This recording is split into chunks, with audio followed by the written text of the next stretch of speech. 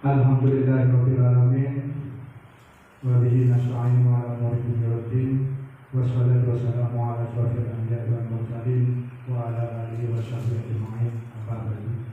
Yang saya hormati Bapak Kepala SDM Terminal 1 Bapak Ahmad Arif SPD, dan yang saya hormati rekan-rekan guru yang saya banggakan.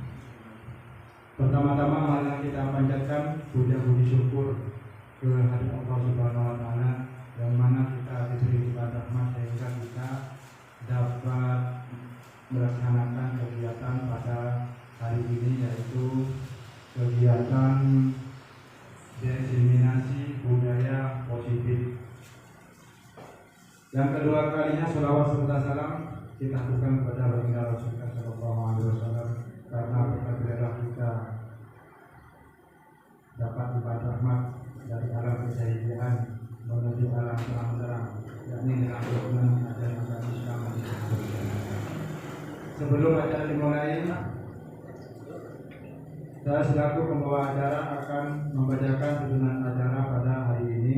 Yang pertama pembukaan, yang kedua sambutan dari kepala sekolah, yang ketiga materi diseminasi oleh Bapak Hari Adi, yang kedua Bapak Lendi, yang ketiga penutup doa. Demikian acara selanjutnya. Sebelum acara dimulai, mari kita membacakan doa agar kegiatan ini berjalan dengan lancar. Ala hadiniyah wa bi kulli kali al-Fatihah. A'udzubillahi minasyaitonir rajim. Bismillahirrahmanirrahim. Alhamdulillahirabbil alamin arrahmanirrahim maliki yaumiddin. Iyyaka na'budu wa iyyaka nasta'in. Shiratal ladzina an'amta 'alaihim. Untuk acara selanjutnya, sambutan dari kepala sekolah, kepada beliau saya aturkan.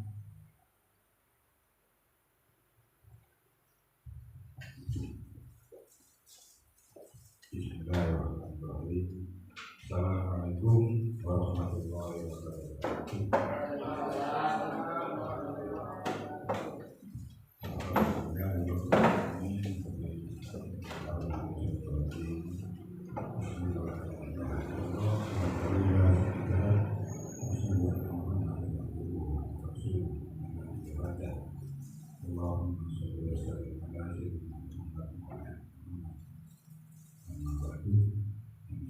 Bapak Ibu Guru yang berkenan satu, alhamdulillah bersyukur kita kepada Allah karena sampai saat ini kita masih diberi kesempatan dalam kegiatan diseminasi yang merupakan salah satu dari kegiatan dari guru penggerak yang temanya yaitu budaya positif. Bapak Ibu yang saya hormati, sedikit saja saya akan memulai tentang budaya positif, karena ini budaya positif ini menurut saya ini karena selalu berhubungan dengan kegiatan kita sehari-hari yang ada di sekolah. Budaya positif, budaya kalau secara kita artikan secara sederhana, kan budaya itu merupakan kebiasaan positif, berarti hal yang bersifat baik, kebiasaan yang bersifat baik. Dan mungkin budaya positif ini sudah kita lakukan karena kita setiap hari sudah melaksanakan kegiatan-kegiatan yang biasa disebut dengan pembiasaan, dan tentunya harapan kita itu berpihak kepada murid. Berbudaya positif berarti membiasakan diri terhadap hal-hal yang baik. Dan tak lepas dari tujuan pendidikan. Dan sekarang dan ini sedang digembar-gemborkan bahwa kita harus menekankan pada pembentukan karakter. Karakter itu yang dimaksud adalah bagaimana anak didik kita itu tidak hanya menerima ilmu pelajaran, tapi yang sangat diharapkan ada penanaman karakter yang nantinya bisa diterapkan, dan sebagai bekal ilmu anak itu hidup di masyarakat. Yang tentunya karakter itu tidak asing bagi kita, dan alhamdulillah penglihatan saya situasi dan kondisi di lingkungan sekolah kita ini sangat kondusif dan sangat mendukung, dan ini sangat berbeda dengan daerah. Meskipun dalam satu kecamatan, desa Gegengan ini sangat berbeda dengan karakter-karakter daerah lain. Seperti di Semapur saja, menurut saya perbedaannya sangat jauh. Ya, meskipun ada di mana tempat ada plus minusnya, tapi alhamdulillah saya sangat bersyukur saya ditempatkan di lingkungan satu ini. Ternyata tinggal mempertahankan dan menambah saja apa yang perlu kita perbaiki itu. Karena sangat berbeda. Alhamdulillah. Harapan saya mencium di sini. Amin. Capek pindah-pindah terus. Tetap di sini Pak. Amin ya Bu. Karena saya sudah merasakan kekeluargaan dari teman-teman ini. Saya bertahan enak, berkomunikasi enak. Karena memang saya pikir saya pinginnya seperti itu, kerja, kerja kan tenang, nyaman. Kalau soal rezeki kan sudah ada yang ngatur, kan itu ya.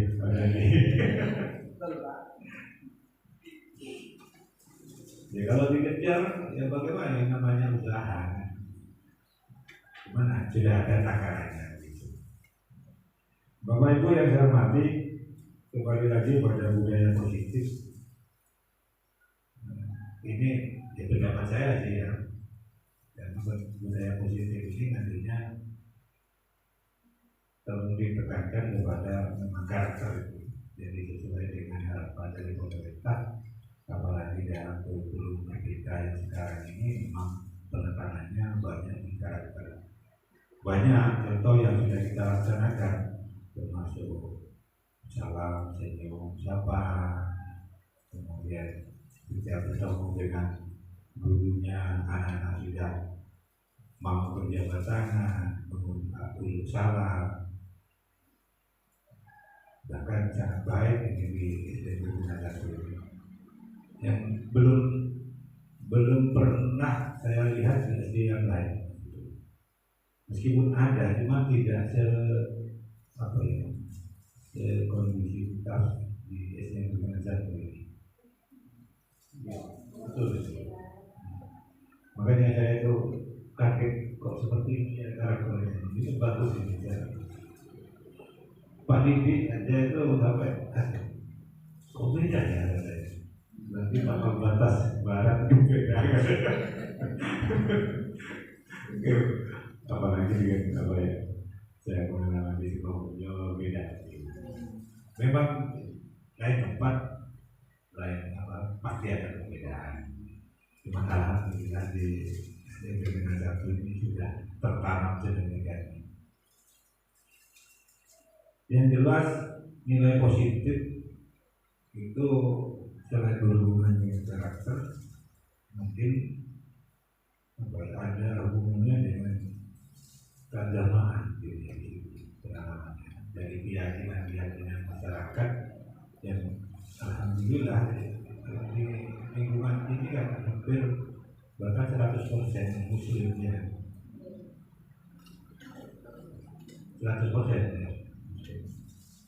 Sebab saya belum pernah dengar non muslim dikriminalisasi. Belum pernah gitu. Alhamdulillah. Ya sebenarnya itu kalau menurut saya garis besarnya budaya positif merupakan kebiasaan-kebiasaan yang baik. Yang jelas makanya tempoh hari saya sampaikan apa yang menjadi harapan dari Bapak Kepala Dinas. Bahkan beliau dengan sampai menyatakan biar saya dikatakan barbar katanya begitu. Karena saya menginginkan anak didik di Kabupaten Probolinggo ini punya karakter yang kuat, punya akhlakul karimah. Jangan sampai sekolah-sekolah formal sama negeri itu kalah dengan pesantren. Kalau pesantren bisa, kenapa sekolah negeri tidak bisa? Mungkin kendalanya dari sisi waktu. Cuman harus kita upayakan. Ya, termasuk seperti yang saya sampaikan beberapa minggu lalu, karakter-karakter yang perlu kita tanamkan pembiasaannya seperti mengaji yang diminta Bapak Kadis yang sifatnya keagamaan. Tapi kalau karakter di sini saya rasa tidak hanya fokus di situ kan. Jadi semua tingkah laku kita, adab, sopan santun harus kita tanamkan sejak dini pada anak. Dan yang sesuai dengan kurikulumnya, karena di kurikulum juga ada yang namanya profil Pancasila, ada hubungannya ke sana. Sebenarnya banyak contohnya. Selain bersikap sopan, minta izin, kita tanamkan kepada siswa kalau tidak ada kepentingan itu selalu minta izin ke gurunya. Kemudian ada budaya juga yang mungkin sebenarnya hampir dilupakan, cuman ini harus kita tanamkan. Kebiasaan mengantri, ya, antri ya. Ini ya kalau ini disampaikan juga anak didik. Sebab kadang saya lihat itu main serobotan ya, tapi namanya anak-anak ya kan. Jadi kalau istilah bahasa Maduranya itu kan nak-anak itu pikir-pikir tak enak.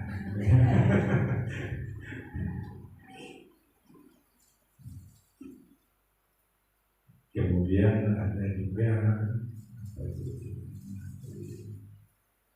jujur, mau membuang sampah pada tempatnya itu ya tolonglah nanti lebih ditekankan lagi. Kalau misalnya seperti mentaati peraturan tata tertib itu kan sebenarnya sudah hal lama, dan mungkin kalau istilah barunya lagi mungkin dipersempit ruangnya seperti yang disampaikan tadi, yaitu kita buat kesepakatan per kelas. Mungkin itu menurut saya sih bagus, karena dulu di kurikulum 13 itu sudah diterapkan, dan itu bagus menurut saya. Jadi untuk kesepakatan kelas menjadi tata tertib kelas, dan itu muncul dari anak-anak. Jadi kita selaku gurunya hanya memberi arahan, panduan, tapi nanti kesepakatannya itu muncul dari anak-anak sendiri, dan itu lebih responsif karena sudah muncul dari anak-anak. Pak tidak boleh begini, Ibu tidak boleh begini, disepakati di kelas, dan nanti anak-anak itu biasanya lebih kalau istilah Pak saya itu mengalami itu lebih kejam lagi itu kalau anak-anak itu, karena saling menjaga sesama anak kan. Ya bahkan pernah tuh saya di sekolah itu anak itu mengusulkan begini, Pak kalau yang melanggar didenda Pak, bayar denda Pak. Itu disepakati. Karena kesepakatan saya berani. Saya tulis, dibuatkan kesepakatan jelas, dan yang mengawasi anak-anak sendiri. Saking kejutnya, cepat dapat dana.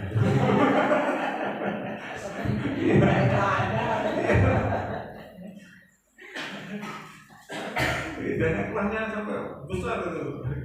Ya karena anak sendiri. Laporan sendiri, tarik dana sendiri. Lebih kejam dari gurunya. Tapi kalau bisa sampai ke sana lagi saya. Karena itu saya sampai melihat pada waktu itu sampai satunya habis. Karena seringnya melanggar, banyak denda terus. Jadi satu hari itu akhirnya dari uang saku 10.000 itu tinggal 1.000. Ya, betul. Salahnya sendiri. Iya, salahnya sendiri.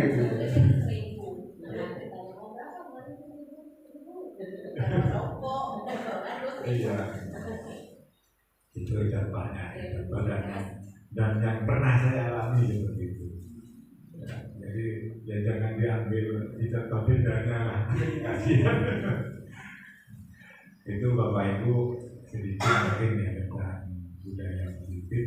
Jadi mungkin kita perlu menyamakan persepsi secara garis besarnya budaya itu kebiasaan positif itu hal-hal yang baik gitu ya. Dan nanti mungkin detailnya partainya Pak Hari dan Pak Yudi. Itu saja Bapak Ibu yang bisa saya sampaikan. Semoga acara ini berlangsung dengan lancar dan sukses sesuai dengan harapan kita semua. Kurang lebihnya mohon maaf. Assalamualaikum warahmatullahi wabarakatuh. Waalaikumsalam warahmatullahi wabarakatuh.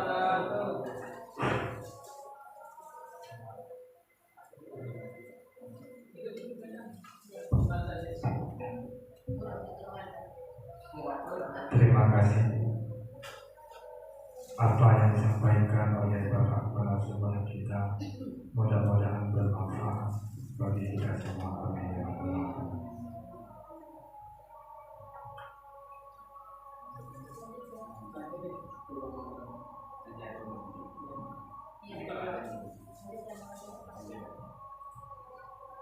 Untuk acara selanjutnya yaitu penjelasan tentang diskriminasi budaya positif, yang akan menyampaikan adalah Bapak Haryadi. Kepadanya dipersilakan.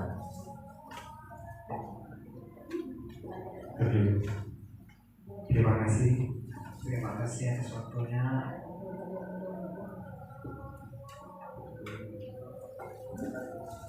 Assalamualaikum warahmatullahi wabarakatuh. Waalaikumsalam warahmatullahi wabarakatuh. Mohon maaf, mohon izin kita ingin menyampaikan beberapa hal dari diskriminasi budaya. Bismillahirrahmanirrahim. Assalamualaikum warahmatullahi wabarakatuh. Bismillahirrahmanirrahim. Alhamdulillahirabbil alamin wa bihi nasta'in ala umuri dunya waddin. Wassalatu wassalamu ala asyrofil anbiya'i wal mursalin sayyidina Muhammadin wa ala alihi washabihi ajmain wa ba'du. Yang terhormat Bapak Kepala Sekolah SD 1 dan yang kami hormati Bapak Ibu Dewan Guru beserta staf SD 1. Pertama-tama marilah kita bersyukur kepada Allah Subhanahu wa taala karena di siang ini kita masih bisa melaksanakan kegiatan yaitu diseminasi. Diseminasi yang bertema budaya positif yang ada di SDN Tergenang 1. Sebelumnya kami ingin memperkenalkan diri, yaitu kami sendiri ada 2 CGP di sekolah kami. Yang pertama saya adalah Haryadi, CGP Angkatan 11 Kabupaten Probolinggo. Kemudian rekan saya juga CGP Angkatan 11. Monggo perkenalkan Bapak. Silakan aja. Bapak Edi Adianto, SCGP. CGP Angkatan 11, saya berbeda kelas sama Pak Hari. Saya kelas 280. beda kelas sama saya sama Pak Hari. Oke, Mana angkatannya sama.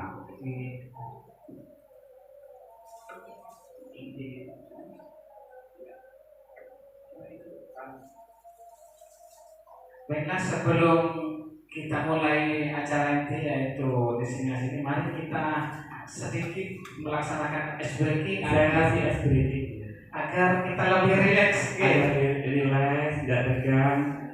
Sudah siang, jamnya jam ngantuk gitu ya. Ya, monggo keluar dari itu dulu, keluar dari kursinya atau di depan boleh, di depan meja juga boleh. Karena ini gerakannya agak-agak menantang ya Bapak Ibu. Ini super hot sekali, jadi bisa tatap meja nantinya atau tatap kursi. Oke. Bisa dimulai Pak Reddy? Oh, boleh. Oke, monggo. Bismillahirrahmanirrahim. Suaranya kecil Pak.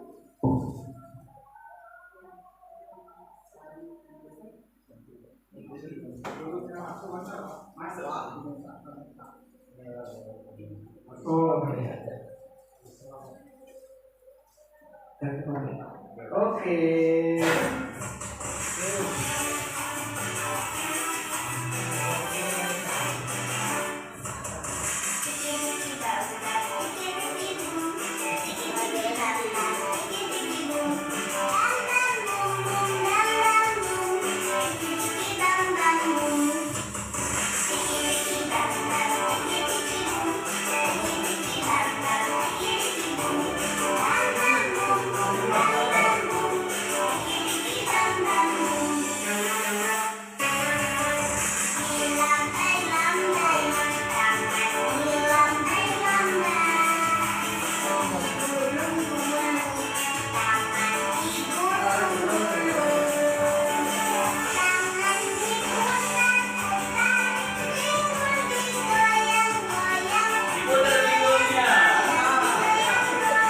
Diputar figurnya Bu ya, biar relax.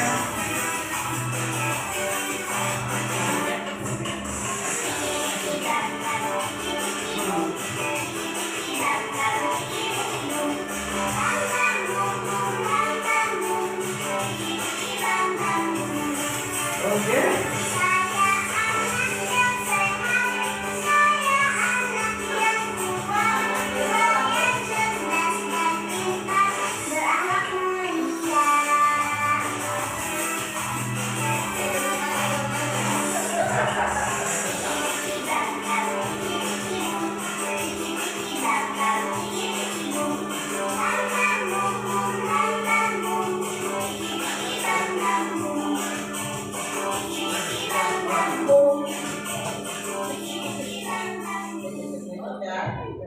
Terima kasih. Terima kasih. Gerakan ini saya pilih untuk ice breaking di sini karena saya juga mau menularkan kepada Bapak Ibu semua ketika kita dalam keadaan mengajar di kelas, melihat suasana sedang suntuk-suntuk gitu ya kelihatannya ya, kita bisa menyisihkan yang namanya ice breaking untuk anak-anak itu biasa kita lakukan di kelas. Pas saya biasanya ya. Setiap mau mulai belajar ataupun setelah istirahat mau masuk lagi bisa masukkan ice breaking agar pikiran anak-anak bisa fokus lagi dan juga bisa rileks lagi untuk menerima pembelajaran. Oke.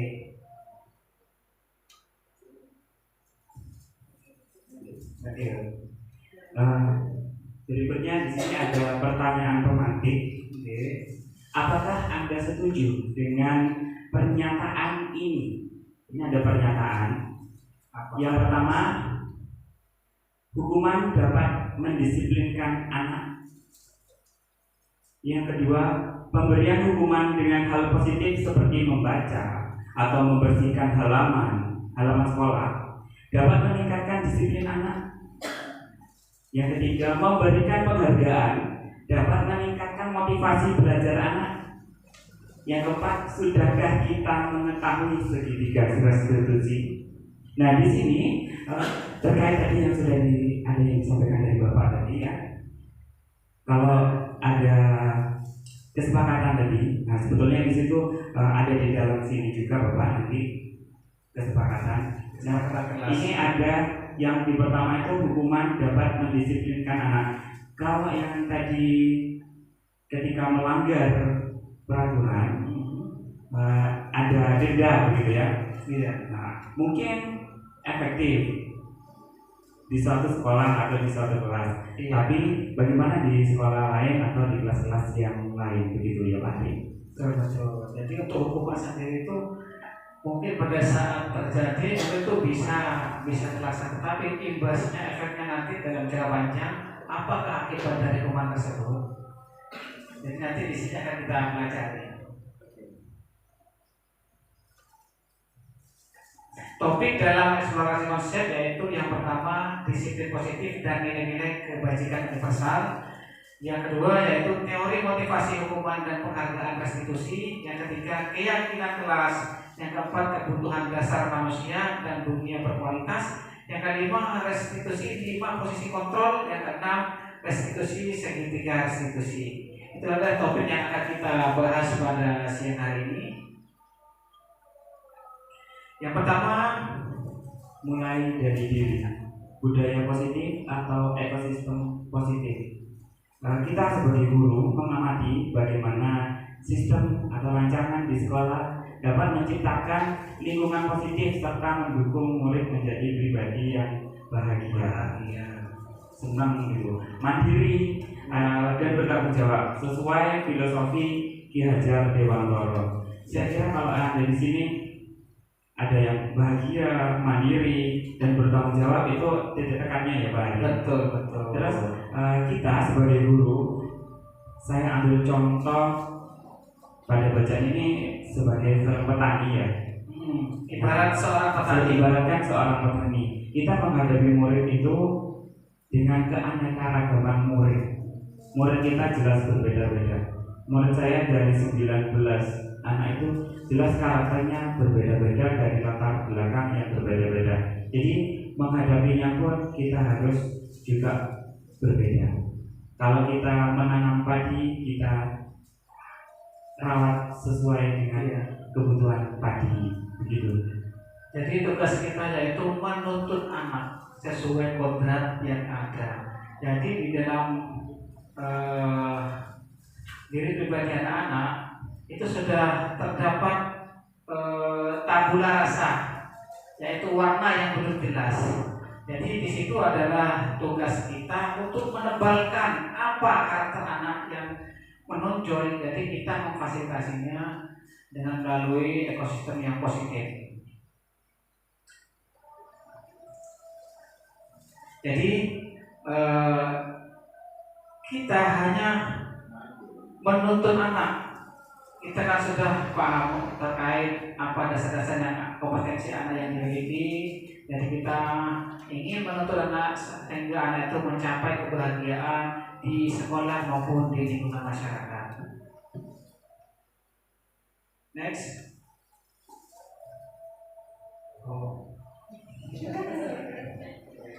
Eksplorasi konsep kali ini yaitu disiplin positif dan nilai-nilai kebajikan universal.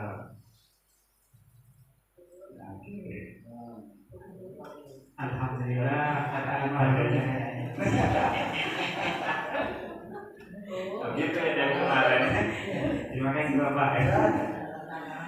Ini ada perubahan paradigma, stimulus, respon, teori kontrol. Siapa sesungguhnya yang memiliki kontrol? Ya. Di sini ada stimulus respon dan juga teori kontrol.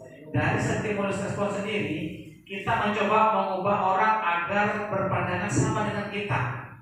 Jadi di teori kontrolnya kita berusaha memahami pandangan orang lain tentang dunia.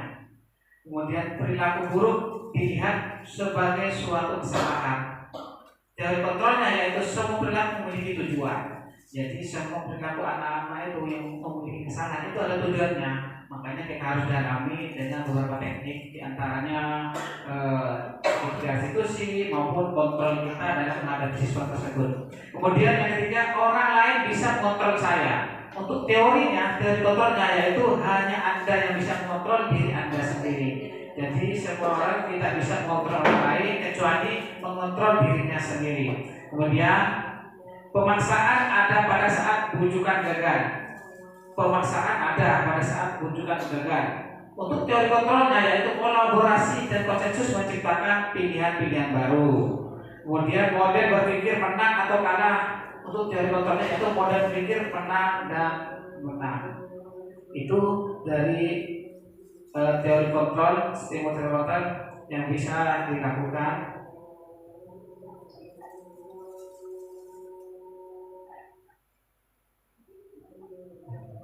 Mohon maaf masih ada azan.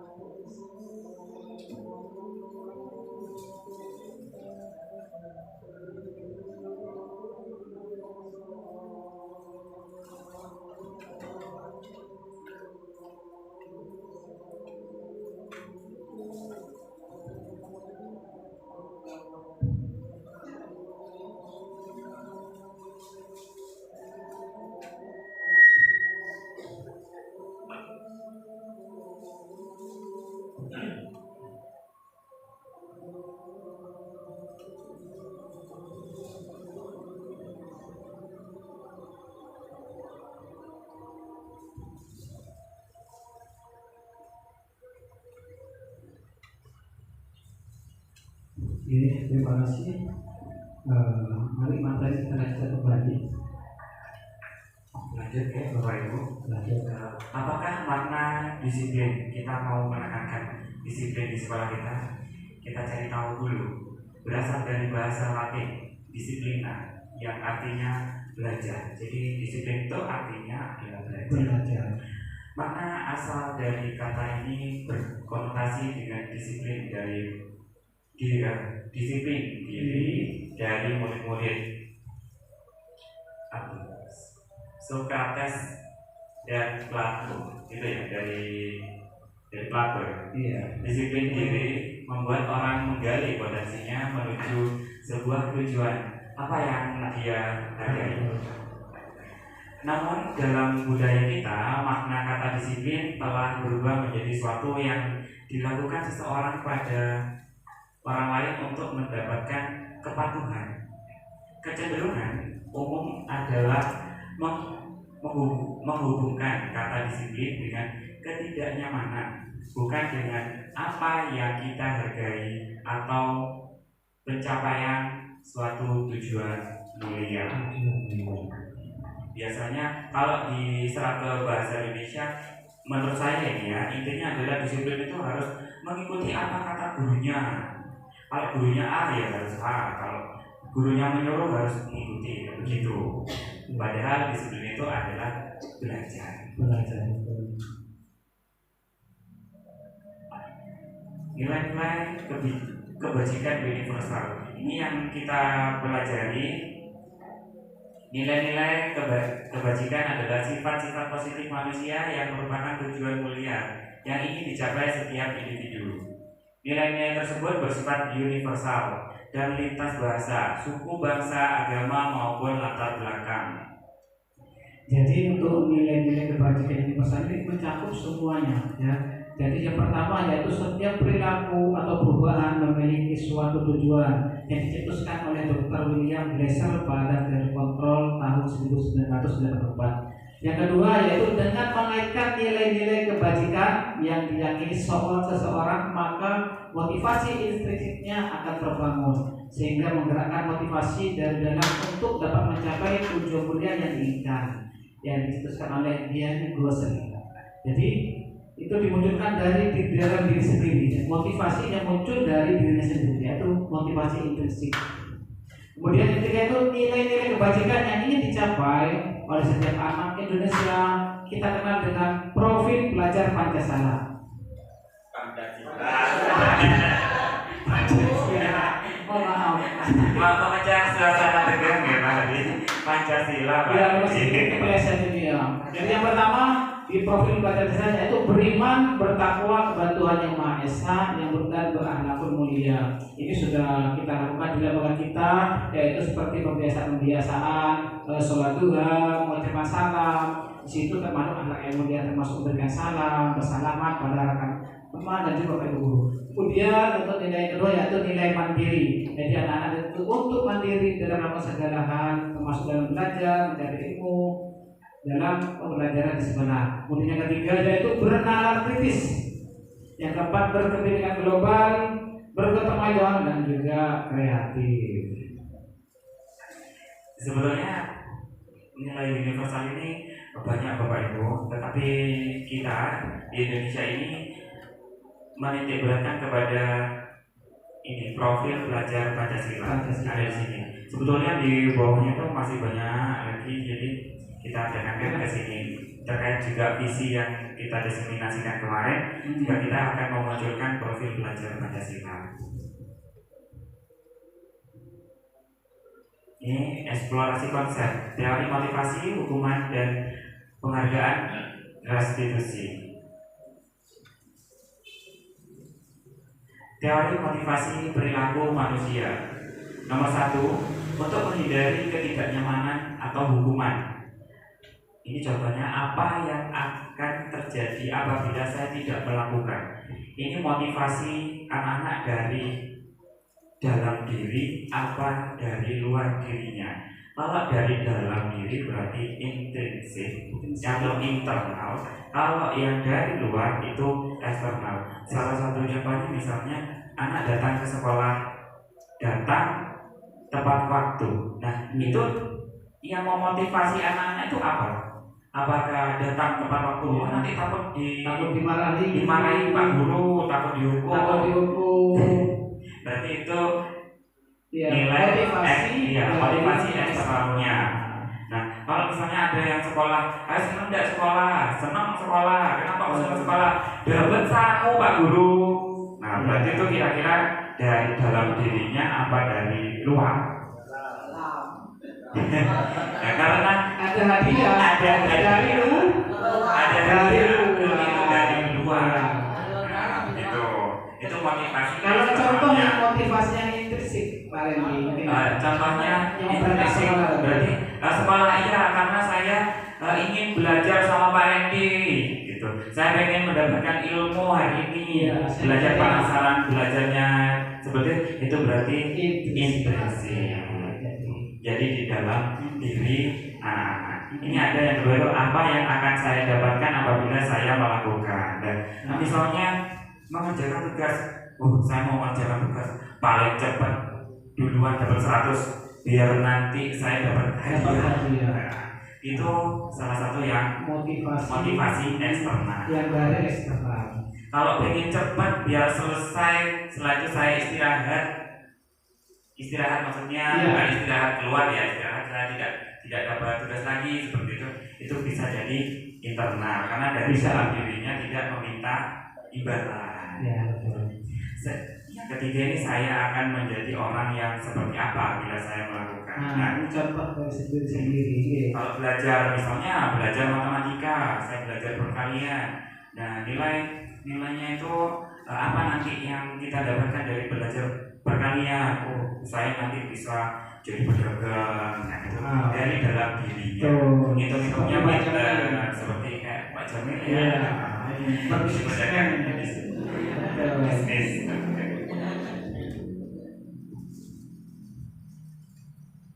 Next. Nah, di sini ada kata merdeka yang dicetuskan oleh Ki Hajar Dewantara. Menurut Ki Hajar Dewantara, merdeka itu artinya tidak hanya terlepas dari perintah, akan tetapi juga cakap buat memerintah diri sendiri. Jadi maksudnya dari kata-katanya adalah, jadi kita tidak terlepas dari perintah atau diperintah. Oleh karena itu akan kita akan tetapi juga harus cakap membuat perintah dari diri sendiri dalam menikmati diri sendiri. iya, merdekanya itu merdeka karena dari unsurnya dilihat motivasinya dari mana. Kalau sudah motivasinya dari diri sendiri berarti itu menurut saya merdeka. Tapi kalau dari eksternal berarti itu masih belum merdeka. Iya betul. Kayak seperti kejadian seperti tadi, kejadian dari eksternal tadi. Contoh murid datang terlambat, oh saya takut dihukum, itu kan dari berarti itu masih belum merdeka. Belum merdeka. Kalau katanya kamu saya datang pagi, saya biar karena menurut saya ada yang datangnya selalu siang ya Pak ya. Iya. Selalu terlambat, tidak terlambat setiap hari. Nah ini kita masuk ke dalam apa itu restitusi. Dari kejadian tersebut permasalahan murid, maka di sini ada kata restitusi. Ada istilah Dari restitusi. Iya, dari permasalahan itu maka ada muncullah kata restitusi. Apa itu restitusi? Restitusi adalah proses menciptakan kondisi bagi murid untuk memperbaiki kesalahan mereka, sehingga mereka bisa kembali kepada kelompok mereka dengan karakter yang lebih kuat. Restitusi juga merupakan proses kolaboratif yang mengajarkan murid untuk mencari solusi untuk masalah mereka dan membantu murid berpikir tentang orang seperti apa yang mereka ingin menjadi tujuan mulia dan bagaimana mereka harus memperlakukan orang lain. Ini dicetuskan oleh dosen pada tahun 2024.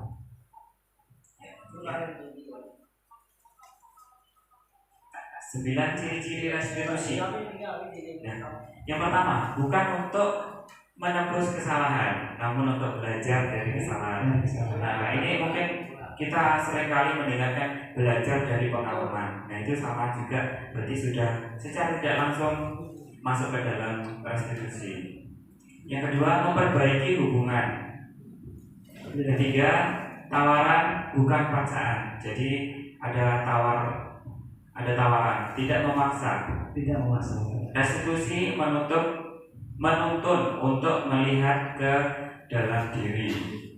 Yang kelima, restitusi mencari kebutuhan dasar yang mendasari tindakan. Keenam, restitusi diri adalah cara yang paling baik. Ketujuh, restitusi fokus pada karakter bukan tindakan. Yang kedelapan, restitusi fokus pada solusi bukan hukuman. Yang sembilan, restitusi mengembalikan murid yang berbuat salah pada kelompoknya, jadi tidak dikucilkan. Biasanya kalau dihukum kan membersihkan WC gitu, dulu kalau zaman dulu gitu ya. Tentunya Bapak Ibu banyak pengalaman terkait permasalahan murid yang ada di kelas masing-masing. Jadi kan banyak macam-macam permasalahan. Jadi seperti apa cara mengatasinya? Mari kita next materi berikutnya yaitu eksplorasi konsep keyakinan kelas ini yang tadi sempat utarakan kepala sekolah. Yang diutarakan Bapak Kepala Sekolah tadi yaitu tentang keyakinan kelas. Nah, ini mengapa tidak peraturan saja? Mengapa harus keyakinan kelas? Sebetulnya di sekolah, setiap sekolah, semua sekolah itu punya tata tertib sekolah. Iya, betul. Itu kayaknya wajib ada dan ditaati semua warga sekolah. Nah, ketika itu diturunkan kepada anak-anak, jadi tata tertib kelas, begitu ya? Kalau zaman dulu tata tertib kelas. Nah, di tahun 2013 ya Pak, itu ada yang namanya istilah keyakinan atau kesepakatan. Kalau dulu kayaknya kesepakatan kelas. Kesepakatan kelas. Dulu kesepakatan kelas. Nah, sekarang kita rubah lagi. menjadi keyakinan kelas. Mengapa kita memiliki peraturan harus menggunakan helm bila mengendarai kendaraan ini? Contoh. Kenapa kok harus pakai helm? Coba seandainya saya tanya ke Pak Sirat, mengapa kita memiliki peraturan harus menggunakan helm bila mengendarai kendaraan roda 2? Kenapa Pak Sirat? Contoh. Sebenarnya bukan dari aturan, tapi keselamatan kita. Nah, ini sudah dari istri saya sudah mulai nampak ini. Yang kedua baru aturan. Oke. Mungkin Pak Jamil punya jawaban yang berbeda. Kalau saya dulu Pak ya, kalau saya dulu yang zaman-zaman saya masih baru lulus, baru bisa naik motor itu, saya pakai helm karena takut ditilang. Takut ditilang ya. Ternyata ketika masuk ke sini bukan takut ditilang ya, karena itu keselamatan. Demi keselamatan kita begitu. Next ya. Nah ini asalnya ini ada lingkaran atau bagiannya. Yang mana? Peraturan. Nah, yang di tengah itu peraturan kelas. Peraturan kelas. Nah, peraturan kelas itu kan juga dari peraturan sekolah ya. Iya. Nah, kita kecilkan lagi menjadi peraturan kelas. Nah, dulu peraturan kelas di kelas saya pun juga ada peraturan kelas itu kan. Nah, peraturan kelas ini kita rubah menjadi keyakinan kelas. Nanti yang akan diyakini kelas. Siapa yang meyakini warga kelas? Jadi setiap kelas berbeda. Kelas saya, kelas 4 mungkin berbeda dengan kelas 5, 6, kelas 1, 2, 3 juga berbeda. Karena keyakinan anak-anak berbeda. Olahraga juga berbeda. Nah, olahraga dan mungkin agama juga. Kelasnya di lapangan. Nah, dari keyakinan kelas ini nanti akan berkembang lagi menjadi lingkungan yang positif. Nah, lingkungan yang positif ini yang akan membentuk suatu budaya positif. Jadi berawal dari peraturan memang awalnya dirubah menjadi keyakinan kelas, dikembangkan menjadi lingkungan yang positif. Setelah itu barulah menjadi budaya positif. Nah, peraturan. Kalau peraturan di dalam peraturan itu bunyinya tadi. Ya, di situ ada peraturan dan keyakinan kelas. Contoh pada peraturan, contohnya yaitu selalu kembalikan buku ke tempatnya. Itu peraturan. Peraturan itu. Kalau keyakinan dirubah menjadi keyakinan kelas yaitu tanggung jawab. Yaitu termasuk dalam keyakinan tanggung jawab murid apa yang dilakukan seandainya ada buku berserakan. Yang kedua yaitu dilarang mengganggu orang lain. Jadi keyakinan kelasnya yaitu menghormati orang lain. Kemudian hadir di sekolah 15 menit sebelum pembelajaran dimulai, yaitu keyakinan kelasnya menghormati orang lain, berkomitmen. Kemudian dilarang melakukan kekerasan untuk keyakinan kelas yaitu keselamatan dan menghormati orang lain. Kemudian dilarang menggunakan narkoba yaitu keyakinan kelas kesehatan. Dan kita jelaskan tentang masalah kesehatan agar sadar bahwa penggunaan narkoba tersebut sangat berbahaya untuk kesehatan tubuh. Kemudian bergantian atau menunggu giliran. Nah ini, jadi menghormati orang lain untuk bersabar. Ini seperti yang Bapak tadi sampaikan untuk mengantri, makanya kita harus membuat keyakinan kelas yaitu menghormati orang lain, bersabar. Gunakan masker yaitu kesehatan, keselamatan, jangan berlalu di kelas atau di koridor yaitu untuk keselamatan dan keamanan.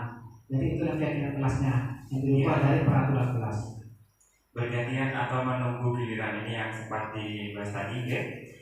Ya, dalam keyakinan kelasnya itu menghormati orang lain dan bersabar. Kita biasanya kalau di kelas itu mengumpulkan hasil tugasnya atau mengumpulkan buku atau menatap buku kembali ke tempatnya gitu ya. Iya. Nah, itu anak menunggu nilai ya itu biasanya bergerombol aja di depan gurunya. Iya. Nah itu bisa kita kondisikan bahwa yang harus antri dulu jajar kayak spur gitu. Nah kalau saya biasanya seperti itu. Tadi juga seperti itu.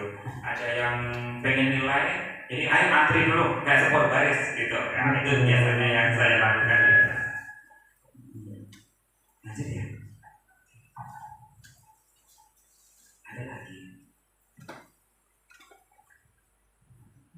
Perbedaan hukuman dan konsekuensi ini tadi. Ada hukuman, ada konsekuensi. Kalau ada peraturan atau keyakinan ini, yang pertama sesuatu yang menyakitkan harus terjadi. Itu adalah di hukuman.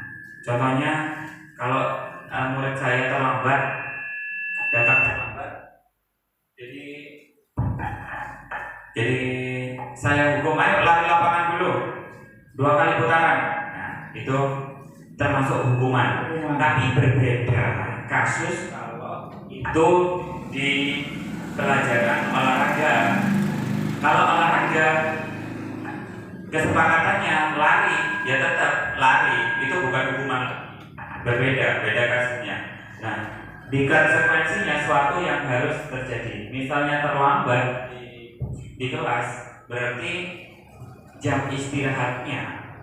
Kalau misalnya tadi terlambat 10 menit, berarti harus tinggal di kelas selama 10 menit. Yang lain istirahat, kamu harus tinggal di kelas selama 10 menit. Itu bukan hukuman, tapi itu konsekuensinya. Nah, ini membuat anak sakit fisik maupun hati untuk jangka waktu yang lama. Itu hukuman. Konsekuensi membuat anak merasa tidak nyaman dalam jangka waktu yang pendek. Cenderung jangka waktunya ini ada yang waktu lama, ada yang waktu yang pendek. Konsekuensi itu cenderung pendek. Kalau lama, mungkin saya yakin Bapak Ibu di sini masih ingat dulu pada waktu SD atau SMP, mungkin SMA pernah dihukum. Ya, kalau saya dulu pernah dihukum, pengalaman pribadi, saya dulu pernah dihukum copot sepatu seharian karena tidak memakai kaos kaki putih polos. Nah, itu salah satu jenis hukuman. Tidak menyakiti secara fisik, tetapi menyakiti hati. Nah, itu akan teringat sampai sekarang. Jadi mungkin Pak Fahmi punya pengalaman yang dulu berkesan itu hukuman. Mungkin pernah dihukum apa ini? Mungkin pernah dihukum karena terlambat, dipukul menggunakan penggaris, patah. Itu menyakitkan sekali ya. Untuk yang senior mungkin masih SMP tahu juga. Senior. SD jenengan akan hukum apa gitu. Yang pernah saya alami dulu pada waktu sekolah, karena ditanamkan kedisiplinan, siapa yang tidak pakai sapu ya atau sapunya itu berbeda, itu dilepas sapunya karena tidak sama. Sapunya dan sepatunya itu memang disiplin. Itu yang menghukum itu tidak mendatangi anaknya. Bapak itu cuma berdiri di pintu. Berarti anaknya itu sudah melihat sendiri, oh salah saya di sini. Itu masih saya lihat sampai sekarang. Oh iya. Karena Satu lagi coba.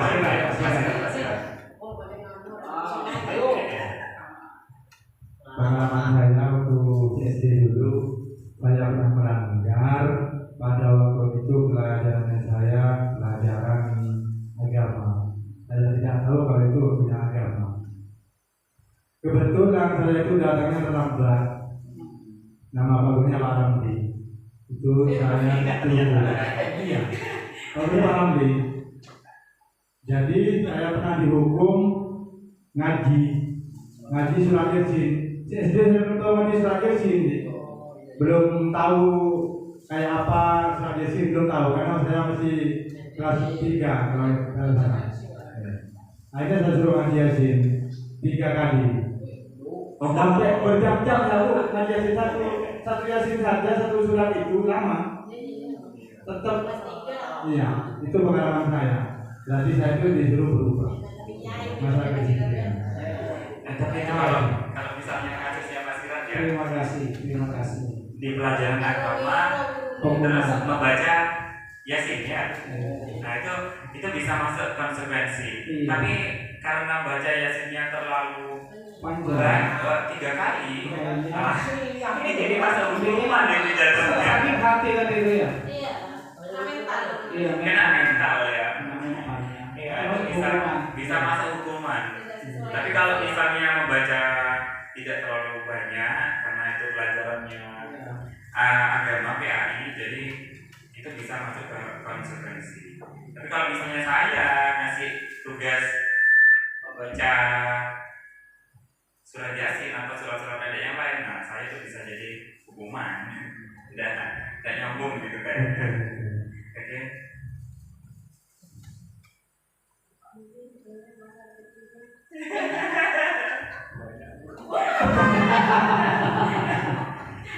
Banyak ya.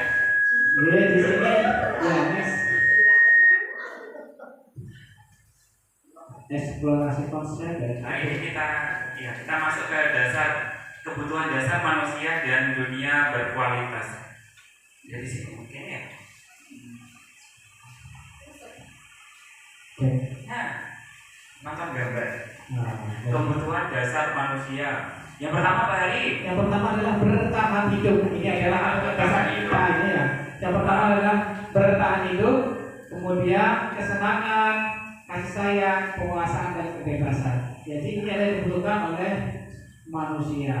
Ya, kalau bertahan hidup jelas ya kita membutuhkan makan, minum, sandang pangan papan itu ya, itu kebutuhan bertahan hidup kita. Terus membela diri juga, membela diri dari suatu kejadian atau kekerasan itu juga bertahan hidup. Nah ini terus ada kasih sayang dan rasa diterima. Iya. Ini juga anak-anak kita merasa pengennya dikasih sayang, diberikan kasih sayang dan rasa diterima. Betul. Kadang-kadang ada anak-anak yang kurang kasih sayang dari orang tuanya. Nah kita rasakan juga pada saat di kelas begitu. Jadi kita harus memahami kebutuhan dasar yang lagi. Seandainya ada murid-murid kita, contoh saja murid kita kelas 4 kalau saya itu Yulina itu. Iya. Itu dengan kasih seperti itu termasuk kebutuhan dasarnya apa yang tidak terpenuhi. Mungkin guru kelas 3 pernah mengajar Yulina, murid kelas 3. Jadi seperti Yulina, sosok Yulina, itu kira-kira kebutuhan apa yang belum terpenuhi dari 5 dasar kebutuhan manusia. Kasih sayang. Agak banyak yang kompleks itu ya. Nomor 1 bertahan hidup masuk, ya kesulitan. Yang kedua kesenangan tidak, ya termasuk kasih sayang juga dia dan rasa diterima, termasuk diterima di kelas. Karena sama anak-anak dulu kan sering diujikan. Ya. Pemasaran juga, ya. Iya. Karena dia tidak dapat pengakuan dari teman-temannya. Kalau misalnya ada kegiatan kelompok, dia diujikan dari teman-temannya yang baik. Kebebasan juga. Diujikan, iya betul. Kebebasan dia kayaknya kurang karena ada tanggung jawab di rumah untuk merawat orang tuanya. Ya, inilah kebutuhan dasar. Bermainnya juga kurang. Saya lihat itu bermainnya kurang. Mungkin di kelas 6 ada anak yang punya kasus yang mempunyai kebutuhan yang tidak terpenuhi, Bu. Mungkin bisa ada contoh dari kelas 6. Kalau Lumina itu pernah saya ya di kesenangan, di kebebasannya itu juga pernah saya bawa ke Indomaret. Iya. Senangnya dan raya itu. Senang sekali. Senang sekali kan udah pernah ke sana. Jadi dia pernah jarang. Iya. Iya. Lucu banget. Seperti itu ya. Next Pak Udi. Nah, di sini ada eksplorasi konsep 5 posisi kontrol. Jadi, mari kita ingin melihat mengacar kepada 5 posisi kontrol ini. Apakah yang telah kita lakukan seandainya ada murid yang memiliki masalah? Kontrol apa yang pernah kita ambil? Nanti di situ kita akan dijelaskan nanti untuk pengakibatnya dan 5 kontrol tersebut. Next.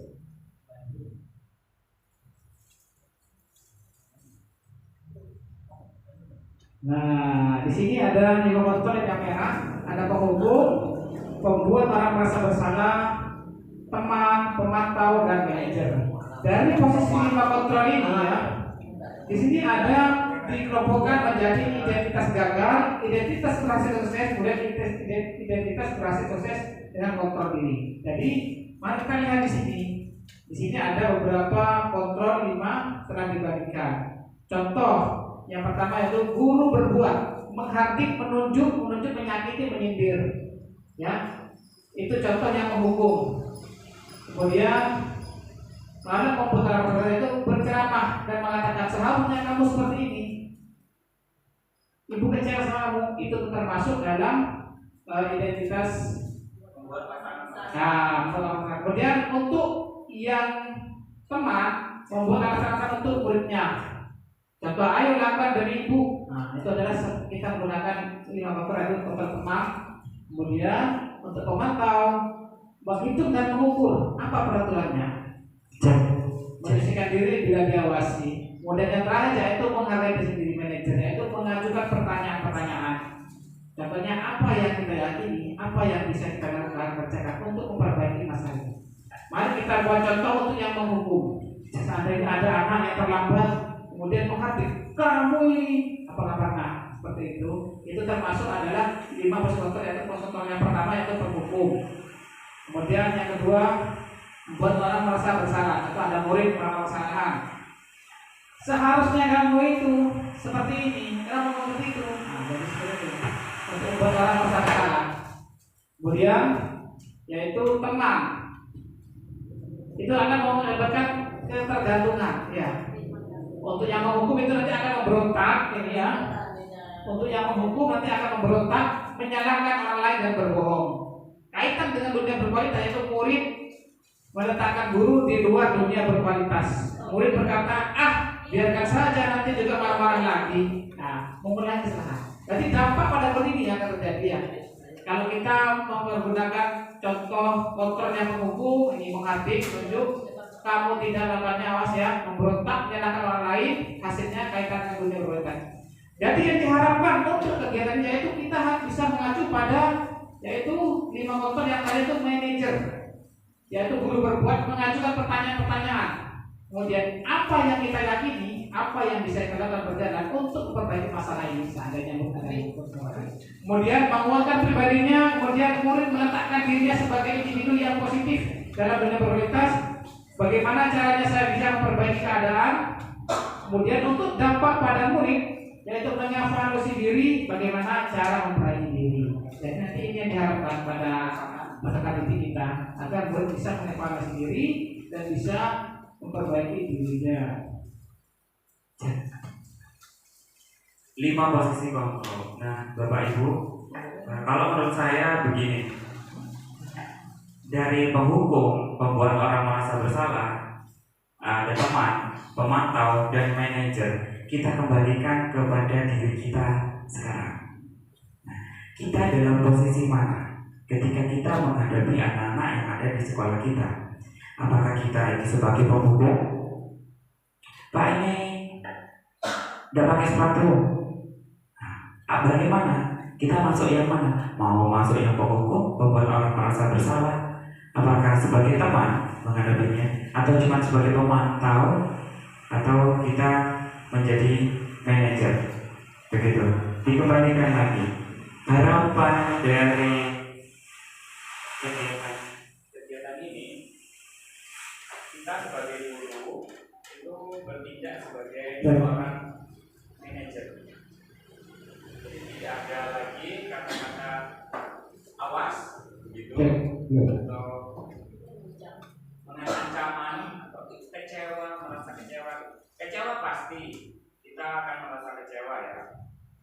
Memang itu melanggar, tapi kita harus mengontrol diri sampai kita bisa mengambil posisi sebagai manajer begitu.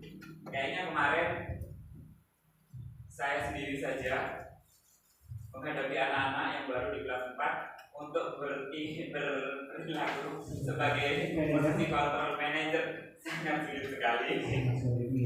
Jangankan untuk anak-anak di sekolah, untuk anak saya sendiri saja untuk menghilangkan awas dan mengancam itu saya merasa masih kesulitan. Jadi ini mengatur diri dari guru dari diri gurunya sendiri untuk menjadi seorang manajer, karena dituntut untuk seperti itu sebagai seorang manajer yang paling bagus kan seperti itu kalau menurut saya. Dan posisi saya ini masih nyebar ya di 5 posisi. Tergantung situasi permasalahannya. Iya. Ya bisa jadi tergantung situasi dan kondisi. Ya.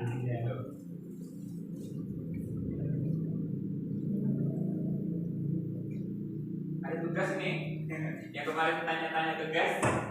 Iya, di sini ada tanya tugas kemarin. Ya. Ada pernyataan-pernyataan. Nah, ini siapa yang mengatakan? Ini saya kecewa sekali dengan kamu.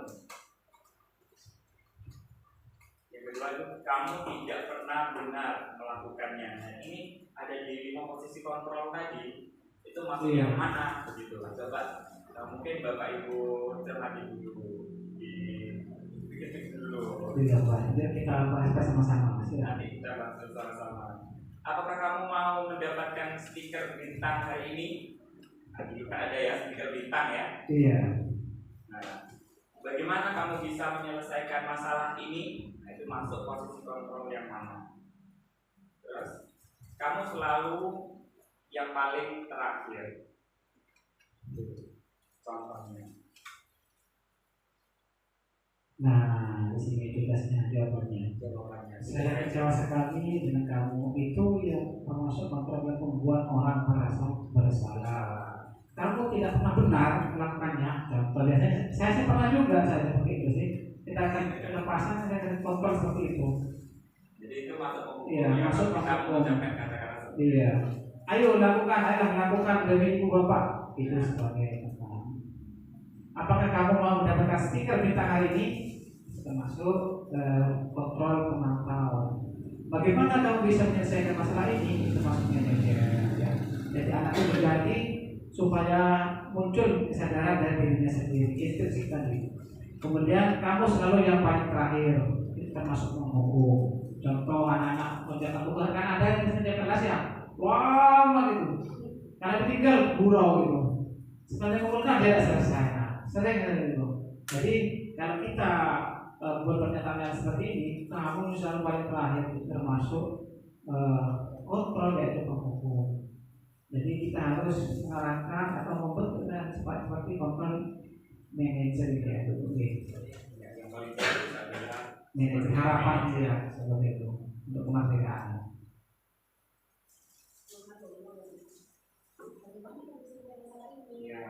Iya. Betul, kita masuk ke eksplorasi yaitu segitiga restitusi. Ini ada prakteknya. Nah, jadi seperti ini segitiga restitusi. Bukan segitiga biru ya. Iya. Jadi ya. Jadi segitiga restitusi adalah cara untuk mengatasi permasalahan agar anak itu bisa kembali stabil ya. Dengan cara langkah yang pertama yaitu menstabilkan identitas. Jadi setiap orang pasti pernah melakukan kesalahan. Itu pernyataannya. Ini contohnya ya, contoh kata-kata yang kita gunakan ketika menstabilkan identitas, ketika mendapat suatu masalah dari anak-anak, menstabilkan identitasnya dengan kata-kata seperti yang ada di situ bawahnya. Setiap orang pasti pernah melakukan kesalahan. Terus satu lagi mungkin bisa kamu bukan satu-satunya yang pernah melakukan kesalahan seperti ini. Mungkin Bapak dulu juga pernah melakukan hal yang sama, terlambat misalnya. Nah, setelah menstabilkan identitas, kita masuk ke dalam tindakan yang salah.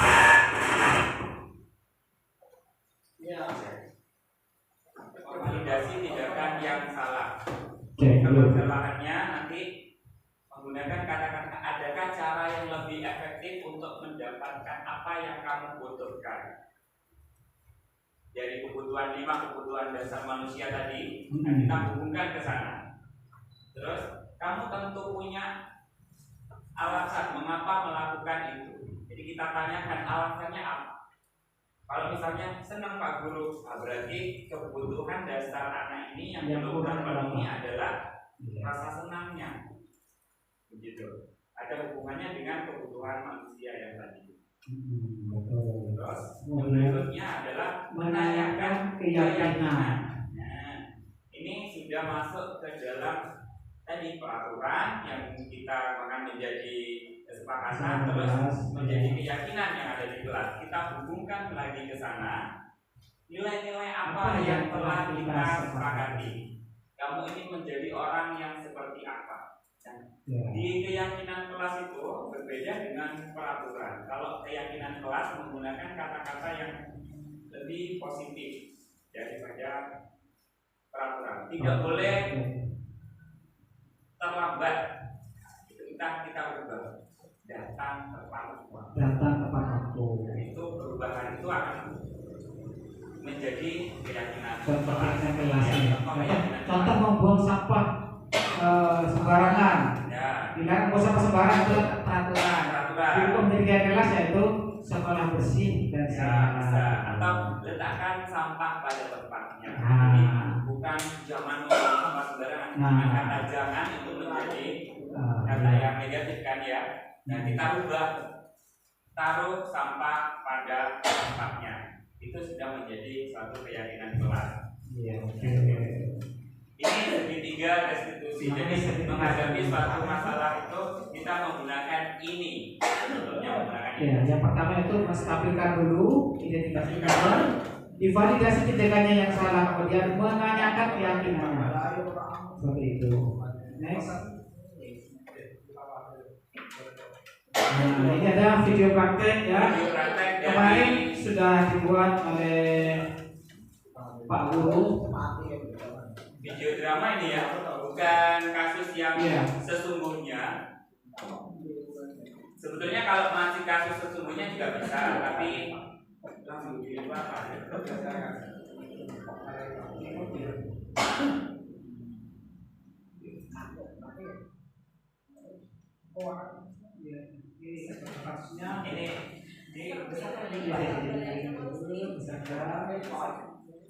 Ditonton dulu ya videonya Pak Hadi praktek nih. Hari ini sempat-sempatnya. Kameramennya Kameramennya Pak Dendi.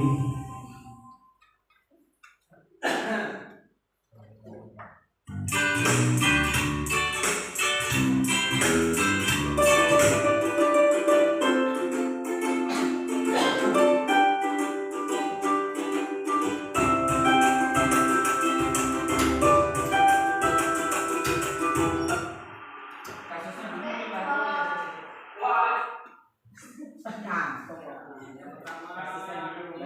Dia tahu nanti apa yang mau dia. Ada proses menciptakan kondisi bagi sendiri untuk memperbaiki kesalahan mereka sehingga mereka bisa kembali pada kelompok mereka dengan karakter yang lebih kuat.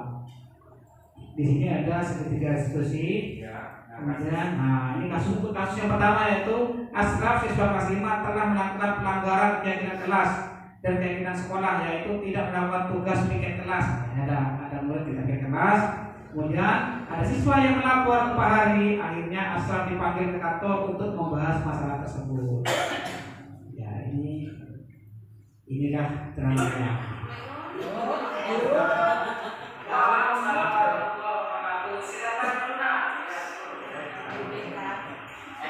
Apakah kamu tahu mengapa Pak Guru melakukan ini?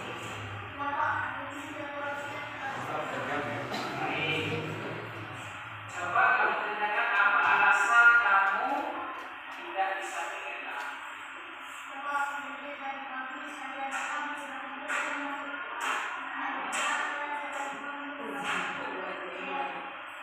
Oh gitu.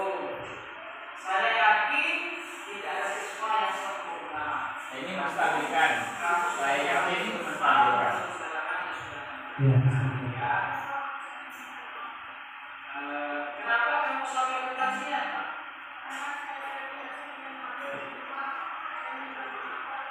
Kalau begitu tindakan kamu itu berapa salah? Ya, validasi. Validasi. Tindakan yang salah. Ini adalah keyakinan yang telah Ini yang ketiga. Ini yang ketiga. Itu kamu sudah tahu proses bersihinnya kan? Kedepannya apa yang kira-kira akan kamu lakukan?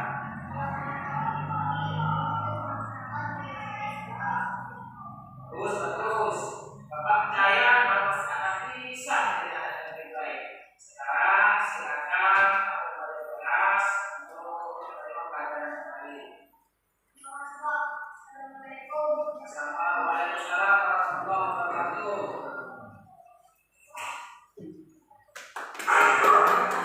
Ada lagi. Tanggapan siswa. Saya Asraf kelas 5. Saya senang diajak diskusi bersama Pak Guru. Dengan begitu saya dapat lebih memahami tentang kedisiplinan dan tanggung jawab. Assalamualaikum warahmatullahi wabarakatuh. Terima kasih Pak. Ini untuk kasus yang kedua, yaitu Rizky kelas 4 membawa mainan ke sekolah dan bermain saat pembelajaran. Yang pasti ada nih ya, biasanya kelas-kelas pendaring. Yang empat ada. Ada lama Ini sungguhan Pak. ya. Kemudian teman yang lain melaporkan kejadian tersebut ke Pak Guru. Inilah rekonstruksinya.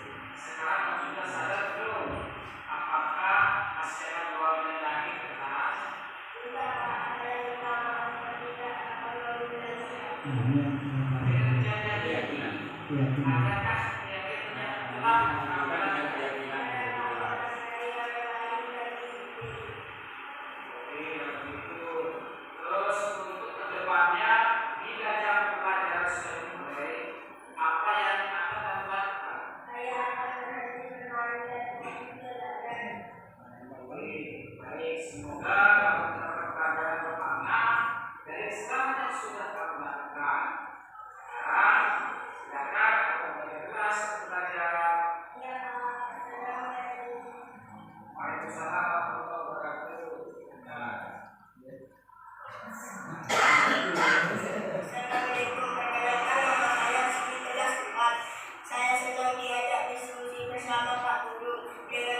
Saya mendapat laporan bahwa tadi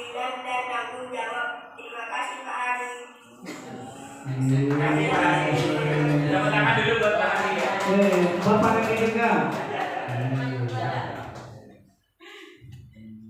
Hebat loh, ini satu take loh ya, syutingnya nggak diulang-ulang. Baiknya untuk berikutnya ini. Itu lagi.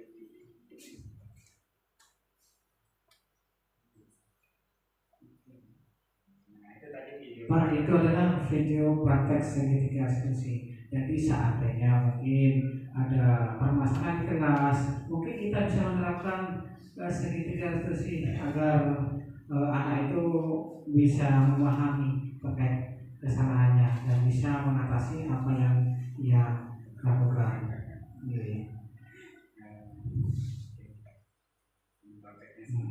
Sudah. Ini kasusnya tadi ya. Ya. Nah, ini percakapan dulunya saya tuliskan juga jadi kasus kedua. Mungkin ada yang pernah melakukan hal seperti ini, tapi tidak tahu itu apa eksekusi apa bukan. Mungkin Bapak Ibu guru mungkin ada yang pernah melakukan apa ya? Mengevaluasi anak terkait kesalahannya. Mungkin ada yang pernah melakukannya. Beda pernah Nah, cuma dia tidak ngerti kalau itu namanya kita. Oh iya sama. Saya juga baru tahu pelajaran ini. Kalau tidak mempelajari di sini, mungkin Iya. saya juga Jadi tidak tahu namanya. dengan pelajaran ini Iya, dengan pelajaran jadi kita lebih paham lagi terkait bagaimana cara menghadapi permasalahan anak. Jadi untuk restitusi ini bukan hanya untuk anak saja, mungkin untuk kepentingan untuk orang lain juga bisa. Seandainya kita itu mau menyelesaikan masalah, bisa juga ya untuk kita di keluarga, di anak kita. Iya, bisa. Seandainya ada yang bermasalah kali ya. Iya, jadi mungkin seperti itu. Ya. Sudah. Jadi terkait budaya positif tersebut yaitu kita ingin menerapkan budaya-budaya yang seperti Pak Aris tadi sampaikan ya. Jadi terkait dari permasalahan kekerasan, kita sebagai guru harus memberi contoh contoh yang baik. Jadi kita akan dicontoh oleh anak-anak sehingga anak-anak bisa memahami hal-hal yang positif dan menahan yang negatif, termasuk terkait kenakalan remaja, anak-anak sekolah itu bisa kita kasih dengan sedikit. Selain itu kita juga harus bisa mengontrol diri kita dalam menghadapi anak-anak. Apa posisi kontrol tersebut yang harus saya kuatkan dalam menghadapi permasalahan anak tersebut. Jadi kita diharapkan untuk menyelesaikan masalah itu menggunakan posisi kontrol itu yang manajer. Jadi seperti yang tadi telah kita uraikan terkait dari penghukum, merasa bersalah, teman, terus pemantau dan manajer. Jadi harapan kita semua yaitu kita lebih baik menggunakan manajer agar hasilnya lebih efektif. Mungkin itu kesimpulan dari saya. Selanjutnya kesimpulan dari Pak Renti mungkin. Ya tidak jauh berbeda ya apa yang disampaikan oleh Pak Hari. Memang betul kita sebagai guru itu harus memiliki posisi kontrol dan menentukan posisi kontrol kita ada di mana. Yang paling diharapkan adalah posisi kontrol sebagai manajer. Nah, dan di situ setiap ada kasus atau permasalahan yang kita hadapi di sekolah yang muncul dari anak-anak, nah, kita menghadapinya dengan menggunakan segitiga restitusi tadi. Jadi tidak langsung kita kasih suatu hukuman, ya. Jadi menggunakan restitusi. Begitu. Itu dari saya. Terkait positif atau terkait 5 posisi kontrol atau segitiga restitusi, pada yang kurang jelas untuk kita kolaborasi.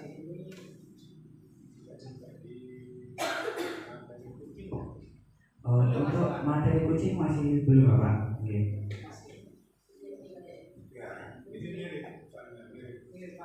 Jadi pun saya juga yakin ketika ditanya Bapak apa yang mau disampaikan di situ dengan judulnya saja saya yakin Bapak sudah ada di dalam diri Bapak. Bapak semuanya gitu kan ya. Apa yang disampaikan Bapak tadi sudah masuk ke sini. Iya. Dan kami berdua ini di sini masih tahap belajar, ya. Masih tahap belajar. Bukan maksud kami berdiri di sini untuk menjadi guru, menggurui, bukan. Tapi ini sharing dan berbagi informasi. Karena saya sendiri pun baru mendapatkan ini dan baru belajar di sini. Begitu. Untuk coaching masih di modul berikutnya. Kita masih hari ini masih masuk di modul kedua. Jadi dalam kegiatan ini guru itu tidak ada memukul lagi. Tidak ada kekerasan dalam budaya positif ini. Tidak ada kekerasan fisik dalam budaya atau ancaman ataupun ancaman. Jadi tujuan kita adalah untuk mengarahkan, memunculkan budaya intrinsik dari dirinya sendiri. Kita memberi wadah agar murid lebih berwawasan, memahami apa yang hal yang baik dan hal yang buruk seperti itu. Jadi mungkin itu saja yang bisa kami sampaikan. Mungkin ada tanggapan atau kesimpulan, monggo silakan. Pertanyaan, monggo. Cukup.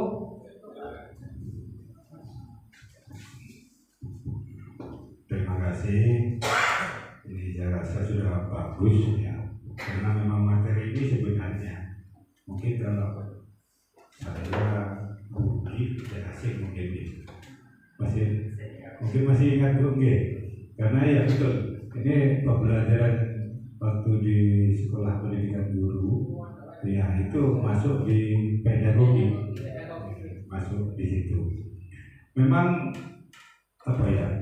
Karena beda zaman, beda nuansanya. Mungkin kalau dulu waktu saya masih sekolah, mungkin kalau teori ini diterapkan, mungkin saya tidak bisa jadi seperti sekarang. Iya, karena tadi sempat di sini ada pengalaman Pak. Oh banyak kalau saya super. Berterang ya, sampai kaki pincang ini bukan karena apa. Iya, karena memang itu. Dan apa ya? Kalau sekarang itu sangat jarang ditemui ya. Contohnya, kalau sekarang anak itu kan identik dengan gadget ya, dengan teknologi, sangunya sudah banyak. Kalau dulu ya mohon maaf, saya sangu pisau itu biasa tiap hari. Kenapa? Karena di belakang sekolah itu kebun tebu. Begitu istirahat balapan tengah tebu. Gitu. Kalau musuh lewat istirahat, ya berusaha nulungi kalau ngedek. Iya, betul gitu. Dan teori restitusi ini memang betul tadi disampaikan. Kalau restitusi itu kan menempatkan sesuatu pada tempatnya. Sederhananya seperti itu.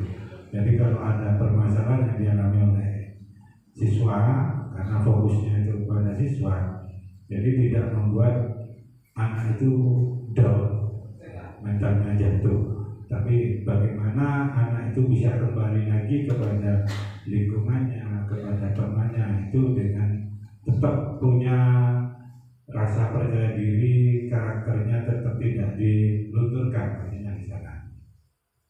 Dan tidak beda jauh dengan kucing ini istilah nanti kalau ketemu pasti oh iya ternyata kok mirip kayak gitu. Dan ya yang sebenarnya ini yang saya praktekkan di tergenan ini. Kenapa saya tidak selalu dari awal saja selalu bilang saya tidak suka instruksi kan gitu kan. Nah, karena memang ini yang saya praktekkan. Jadi kalau muncul dari anak, kalau ikhlas itu muncul dari anak, maka dengan sendirinya bersamaan dengan rasa tanggung jawab. Gitu. Maka betul tadi sudah ada 5 posisi kontrol ya. Itu yang paling bagus memang sebagai manajer. Sebenarnya ada yang tidak masuk di situ, yaitu posisi pemborong. Iya. Kalau guru itu menempatkan dirinya sebagai pemborong, semuanya apa jadi guru? Ya kalau zaman dulu iya mungkin oke. Bahkan yang nyapu kelasnya itu bapak ibu gurunya dulu. Iya ya. Itu dan kalau ini sudah memahami di restitusi ini, ya, kalau saya mengharapkan ya, bukan hanya nanti Pak Hadi dan Pak Hari, mungkin dari teman-teman guru ini bisa menerapkan. Apalagi nanti setelah masuk di materi kucing, itu istilah kasarnya begini, kita menyelesaikan masalah, tapi kita tidak memberikan solusi secara langsung. Solusi itu akan muncul dari yang bermasalah. Itu dari besarnya. Saya rasa sudah bagus dan saya sangat berharap ini bisa diterapkan di lembaga kita ini. Dan saya yakin meskipun saya bukan bisa saya sebut Semangkir satu itu guru penggeraknya banyak, dan saya yakin kalau saya lihat kesehariannya belum bisa menerapkannya. Dan mungkin ini bisa jadi pelopor kalau betul-betul bisa.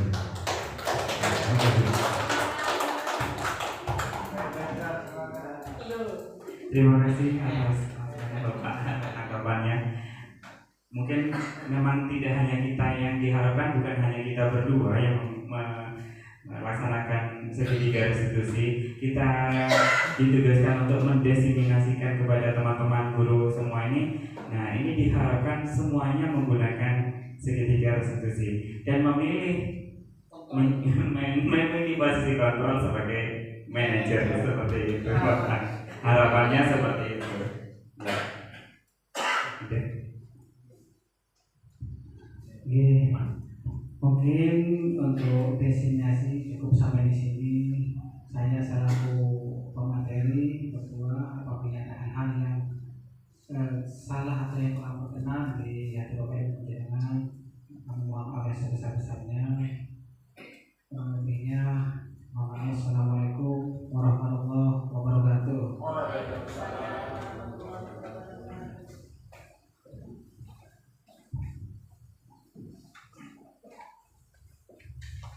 Demikian acara mulai awal sampai akhir, mudah-mudahan bermanfaat bagi kita. Dan terima kasih pengeluarannya Bapak Ali sama Bapak Andi. Mungkin kita semua bisa menerapkan di kelas masing-masing. Sebelum acara di hari, maka kita doa dulu, mudah-mudahan kita ke depannya lebih maju. Amin amin ya rabbal alamin. Untuk doa saya serahkan kepada Bapak Andi. Dan saya selaku pembawa acara mulai awal sampai akhir, jika ada tutur kata yang kurang berkenan, saya mohon maaf yang sebesar-besarnya. Wassalamualaikum warahmatullahi wabarakatuh. Waalaikumsalam warahmatullahi wabarakatuh. Untuk ada doa saya serahkan kepada Bapak Andi.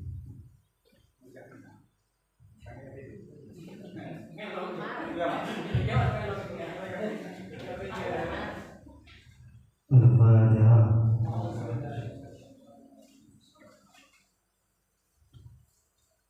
Bismillahirrahmanirrahim. Alhamdulillahirabbil alamin. Wassalatu wassalamu ala asyrofil mursalin sayyidina Muhammadin wa alihi alhamdulillahirabbil alamin.